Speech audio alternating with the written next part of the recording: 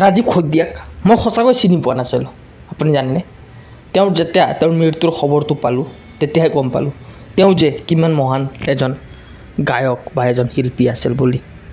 তেওঁ অসমৰ বাবে কি দিছিল, অসমৰ বাবে কি কৰিছিল, সেই সকলোবোৰ তেওঁৰ মৃত্যুৰ পিছতে আমি গম পালোঁ। মই তেওঁৰ মৃত্যুৰ পিছত তেওঁৰ ভিডিঅ'বোৰ মই যেতিয়া স্ক্ৰল কৰি চালোঁ, যেতিয়া তেতিয়া তেওঁৰ প্ৰফাইল পালোঁ আৰু তেওঁৰ সেই গানবোৰ শুনি সঁচাকৈ মোৰ হৃদয়ে বহুত কান্দিলে। কিয় তেওঁৰ বিষয়ে মই আগতে গম পোৱা নাছিলোঁ বা কিয় তেওঁৰ বিষয়ে শুনিব পোৱা নাছিলোঁ। কেতিয়াবা সেইবোৰ গান বহুত শুনিছিলোঁ, কাৰ সময়ত বহুত শুনিছিলোঁ। আৰু যেতিয়া আমাৰ অখিল যেতিয়া জেলত আছিল বা কা আন্দোলনৰ সময়ত সেই অখিল গগৈৰ কাৰণে গোৱা গীতবোৰ বহুত শুনিছিলোঁ, কিন্তু সেই গীতবোৰ যে তেওঁ লিখিছিল বুলি গম পোৱা নাছিল। সঁচাকৈ তেওঁ এজন মহান গায়ক আছিল, এক মহান শিল্পী আছিল। তেওঁৰ সেই গানবোৰ সঁচাকৈ হৃদয় চুই যায়।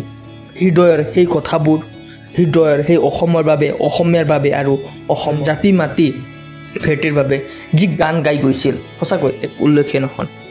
সঁচাকৈ মই তেওঁৰ গানবোৰ শুনি বহুত ভাল পাইছিলোঁ। তেওঁৰ জাতিৰ বাবে তেওঁ আনকি এটা কথা, বেলেগ শিল্পীবোৰে গায়কবোৰে সৰু সুৰা অলপমান যদি গান গাব পৰা হয় তেতিয়া গাড়ীয়ে মটৰে ঘূৰে, বেলেগ বেলেগ জেগাত প্ৰগ্ৰাম কৰে, বহুত ঠাইত বহুত সম্পত্তি সৰু সুৰা গাড়ী এইবোৰ কৰি লয়। কিন্তু তেওঁ সেইবোৰ কৰা নাছিল। তেওঁ কোনো ষ্টেজত মতা নাছিল, কোনোৱে তেওঁক এটা মঞ্চ দিব পৰা নাছিল, কাৰণ তেওঁৰ জাতি মাতি ভাতৃৰ কথা কয়।